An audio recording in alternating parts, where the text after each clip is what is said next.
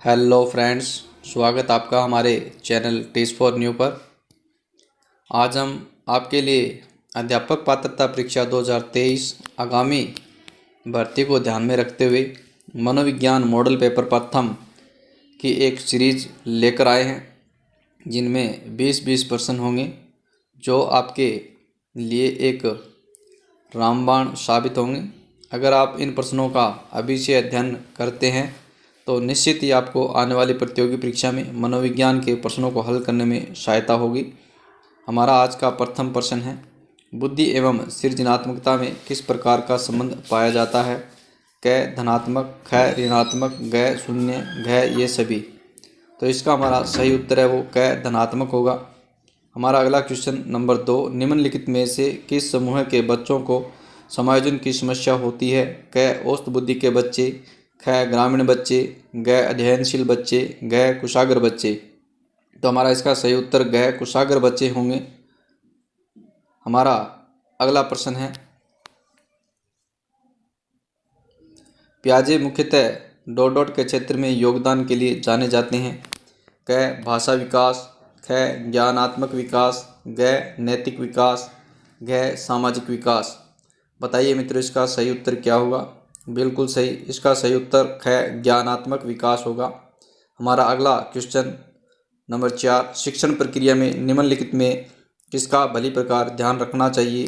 क विद्यार्थियों की सक्रिय सहभागीदारी, ख गृह कार्य की जांच में लगन, ग विषय वस्तु का कठिनाई स्तर, ग अनुशासन और नियमित उपस्थिति।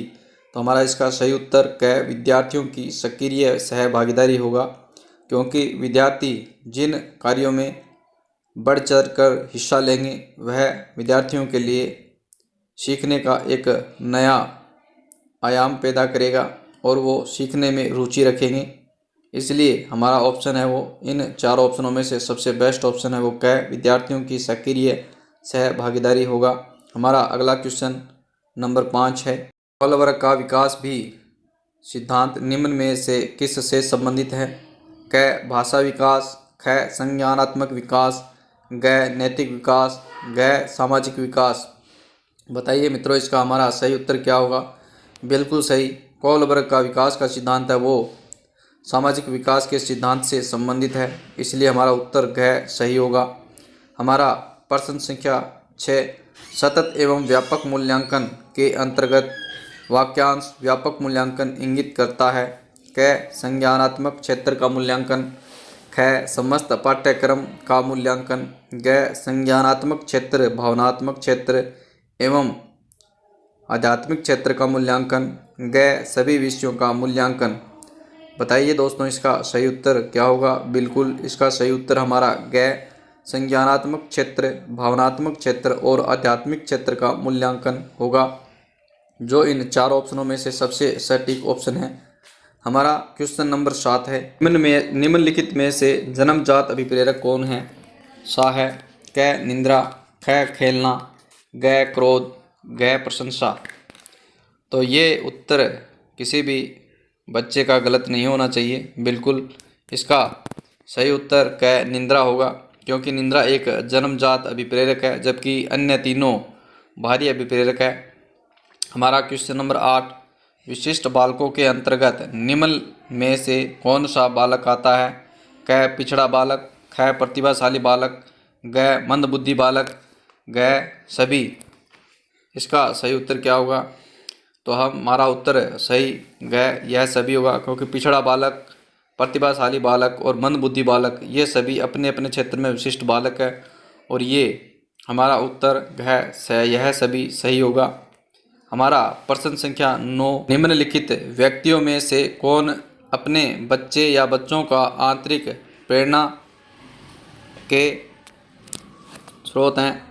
क फादर रॉबर्ट अपनी कक्षा के उन बच्चों को चॉकलेट देते हैं जो अच्छा व्यवहार करते हैं।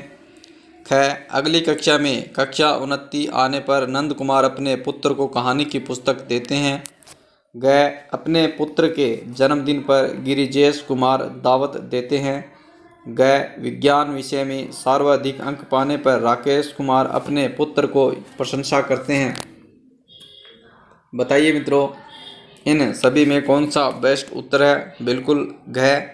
विज्ञान विषय में सर्वाधिक अंक आने पर राकेश कुमार अपने पुत्र की प्रशंसा करते हैं। हमारा प्रश्न संख्या 10, निर्मितवादी अधिगम उपागम में शिक्षक की भूमिका है। क, निष्क्रिय अवलोकनकर्ता की। ख, सरलीकरणकर्ता की। ग, कक्षा कक्ष प्रशासक की। ग, अनुदेशक। इसका हमारा सही उत्तर होगा ख, सरलीकरणकर्ता की।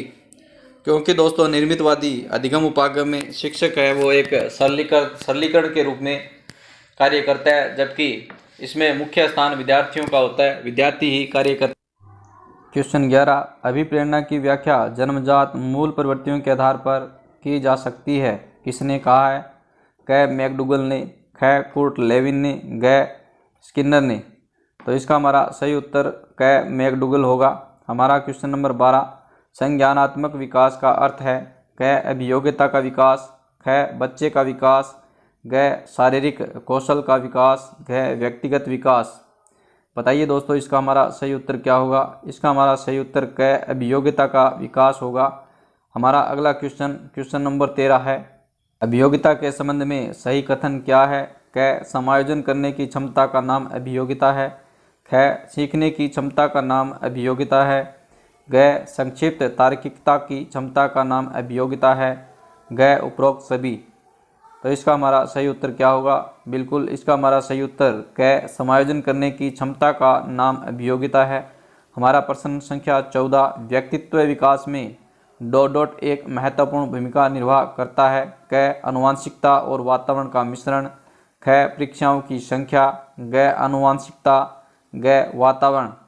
बताइए मित्रों इसका हमारा सही उत्तर क्या होगा? बिल्कुल इसका हमारा सही उत्तर क, आनुवंशिकता और वातावरण का मिश्रण है।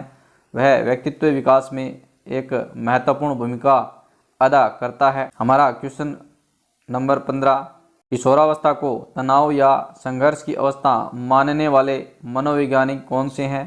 क, स्टैनले हॉल। ख, रॉस। ग, सोरेनसन। घ, वाटसन। ये किसी भी बच्चे का प्रश्न है, वो गलत नहीं होना चाहिए।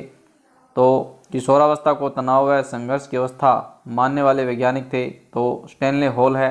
तो हमारा उसका सही उत्तर क, स्टैनले हॉल होगा। हमारा अगला प्रश्न संख्या 16, आवश्यकता का पदानुक्रम सिद्धांत किसके द्वारा प्रतिपादित किया गया था? क, वाटसन के द्वारा। ख, पावलोव के द्वारा। ग, मैस्लो के द्वारा। ग, कोलर के द्वारा। ये भी किसी बच्चे का प्रश्न है, वो गलत नहीं होना चाहिए।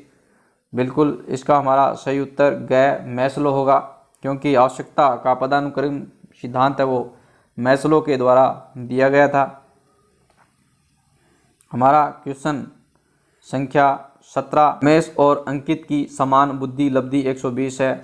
रमेश अंकित से 2 वर्ष छोटा है। यदि अंकित की आयु 12 वर्ष हो तो रमेश की मानसिक आयु क्या होगी? क, 9 वर्ष। ख, 10 वर्ष। ग, 12 वर्ष। ग, 14 वर्ष। तो इसका दोस्तों हमारा सही उत्तर ग, 12 वर्ष होगा। प्रश्न संख्या 18, बुद्धि लब्धि परीक्षण विकसित किया गया है। क, बिने के द्वारा। ख, टर्मन के द्वारा। ग, रीड के द्वारा। ग, केटल के द्वारा। तो इसका हमारा सही उत्तर ख, टर्मन ने बुद्धि लब्धि परीक्षण को विकसित किया है। हमारा क्वेश्चन संख्या 19, चिंतन प्रारंभ होने के लिए क्या आवश्यक है? क, पूर्व अनुभव। ख, भाषा। ग, तर्क। ग, समस्या। बताइए दोस्तों इसका क्या उत्तर होगा? ये उत्तर किसी भी का गलत नहीं होना चाहिए। इसका हमारा सही उत्तर घ, समस्या होगा, क्योंकि कोई भी चिंतन प्रारंभ होने के लिए समस्या का उत्पन्न होना आवश्यक होता है। जब कोई समस्या उत्पन्न होती है तो हमारा चिंतन प्रारंभ होता है और उसका हल ढूंढने में लग जाते हैं। क्वेश्चन नंबर 20, शारीरिक विकास का क्रम चलता है। सिर से पैर की ओर। ख, पैरों से सिर की ओर। ग, कमर से दोनों ओर। घ, उपयुक्त में से कोई नहीं। यह भी प्रश्न किसी भी बच्चे का गलत नहीं होना चाहिए। बिल्कुल क, सिर से पैरों की ओर है जो शारीरिक विकास का क्रम चलता है। तो दोस्तों ये थे हमारे आज के 20 महत्वपूर्ण क्वेश्चन।